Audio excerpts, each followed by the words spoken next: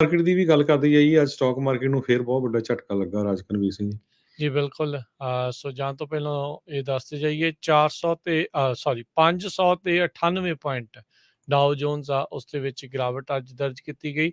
33,000 ਤੇ 295 ਤੇ ਬੰਦ ਹੋਇਆ। S&P 68 ਪੁਆਇੰਟ ਗਿਰ ਕੇ 4306 ਤੇ। ਨੈਸਡੈਕ 219 ਪੁਆਇੰਟ ਡਿੱਗ ਕੇ 13,532 ਤੇ। ਸੋਨੇ ਦਾ ਭਾਅ $1938 ਪ੍ਰਤੀ ਆਉਂਸ। 10 year yield 1.76% ਤੇ ਕ੍ਰਿਪਟੋ ਕਰੰਸੀਜ਼ 'ਚ ਬਿਟਕੋਇਨ 44,067 US ਡਾਲਰ ਦੇ ਬਰਾਬਰ ਰਿਹਾ। ਇੱਕ ਯੂਐਸ ਡਾਲਰ ਦੀ ਕੀਮਤ ਇੰਡੀਆ ਦੇ 75 ਰੁਪਏ ਤੇ 77 ਪੈਸੇ ਦੇ ਬਰਾਬਰ ਰਹੀ। ਇੱਕ ਯੂਐਸ ਡਾਲਰ ਦੀ ਕੀਮਤ ਕੈਨੇਡਾ ਦੇ $1 ਤੇ 28 ਸੈਂਟ ਦੇ ਬਰਾਬਰ ਰਹੀ ਤੇ ਇੱਕ ਯੂਐਸ ਡਾਲਰ ਦੀ ਕੀਮਤ ਰਸ਼ੀਆ ਦੇ 108 ਰੂਬਲ ਦੇ ਬਰਾਬਰ ਰਹੀ। ਸੋ ਰਸ਼ੀਆ ਦਾ ਰੂਬਲ ਜਿਹੜਾ ਆ ਉਹ ਪੂਰਾ ਉਲਟਾ ਹੁੰਦਾ ਜਾਂਦਾ, ਡਿੱਗਦਾ ਜਾ ਰਿਹਾ ਆ।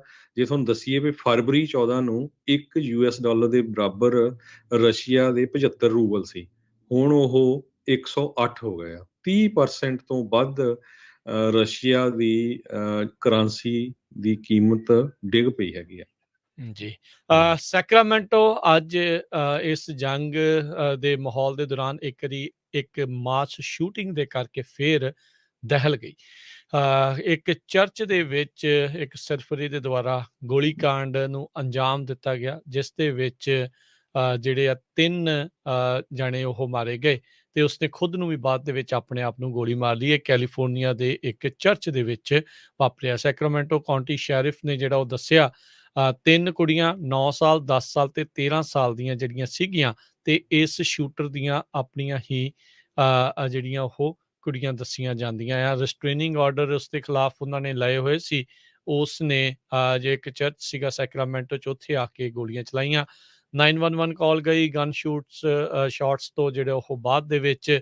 ਤੇ ਜਿਹੜੇ ਸ਼ੈਰਿਫ ਅਧਿਕਾਰੀ ਆ ਉਹ ਉੱਥੇ ਗਏ ਆ ਡੋਮੈਸਟਿਕ ਵਾਇਲੈਂਸ ਇੰਸੀਡੈਂਟ ਨੂੰ ਜਿਹੜਾ ਉਹ ਦੇਖਣ ਦੇ ਲਈ। ਸੋ ਦ ਚਰਚ ਇਨ ਸੈਕਰਾਮੈਂਟੋ ਕਹਿੰਦੇ ਆ ਵੀ ਇੱਥੇ ਇੰਗਲਿਸ਼, ਚਾਈਨੀਜ਼ ਤੇ ਸਪੈਨਿਸ਼ ਵਰਸ਼ਿਪਰਸ ਜਿਹੜੇ ਆ ਉਹ ਆਉਂਦੇ ਹੈਗੇ ਆ। ਸੋ ਇਹ ਇੱਕ ਬਹੁਤ ਮਾੜੀ ਘਟਨਾ ਜਿਹੜੀ ਉਹ ਵਾਪਰੀ ਆ। ਇਸ ਦੇ ਉੱਤੇ ਗਵਰਨਰ ਨਿਊਸਮ ਨੇ ਟਵਿੱਟਰ ਦੇ ਉੱਤੇ ਕੀਤਾ ਵੀ another senseless act of gun violence in America. ਕਹਿੰਦੇ ਵੀ ਇਸ ਵਾਰ ਸਾਡੇ ਆਪਣੇ ਹੀ ਬੈਕਯਾਰਡ ਦੇ ਵਿੱਚ ਚਰਚ ਦੇ ਵਿੱਚ, ਜਿੱਥੇ ਨਿਆਣੇ ਆਪਣੇ ਆਪ ਨੂੰ ਸੇਫ ਸਮਝਦੇ ਆ, ਉੱਥੇ ਇਹ ਗੋਲੀकांड ਵਾਪਰਿਆ। ਇਹ ਬਹੁਤ ਹੀ ਡੈਵਸਟੇਟਿੰਗ ਆ, ਬਹੁਤ ਹੀ ਮਾੜਾ ਕੰਮ ਹੋਇਆ ਆ ਜੀ। ਜਿਹੜੇ ਹਰਜੋਤ ਸਿੰਘ ਜੀ, ਯੂਕਰੇਨ ਨੇ ਆਪਣੇ ਨਿਊਕਲੀਅਰ ਅਸਲਾ ਆ ਉਹ ਰੂਸ ਦੇ ਕਹਿਣ ਦੇ ਉੱਤੇ ਦੇ ਦਿੱਤਾ ਸੀ ਵਾਪਸ। ਡਿਸਆਰਮਾਮੈਂਟ ਜਿਹੜੀ ਉਹਨਾਂ ਨੇ ਉਹ ਕਰ ਦਿੱਤੀ ਸੀ ਇਸ ਵਾਅਦੇ ਦੇ ਨਾਲ ਬੁਡਾਪੇਸਟ ਦੇ ਵਿੱਚ ਵੀ ਰੂਸ ਜਿਹੜਾ ਆ ਮੁੜ ਕੇ ਦੁਬਾਰਾ ਇਹਨਾਂ ਉੱਤੇ ਹਮਲਾ ਨਹੀਂ ਕਰੂਗਾ। ਪਰ ਤੁਸੀਂ ਦੇਖੋ ਨਿਊਕਲੀਅਰ ਜਿਹੜੇ ਹਥਿਆਰ ਇਸ ਦੇ ਉਹ ਵੀ ਲੈ ਲਏ ਗਏ ਤੇ ਹਮਲਾ ਵੀ ਜਿਹੜਾ ਆ ਉਹ ਰੂਸ ਨੇ ਤਾਂ ਵੀ ਇਸ ਦੇ ਉੱਤੇ ਕਰ ਦਿੱਤਾ। ਸੋ ਧੱਕਾ ਜਿਹੜਾ ਆ ਸ਼ਰੇਆਮ ਉਸ ਨੂੰ ਝੱਲਣਾ ਪੈ ਰਿਹਾ ਆ।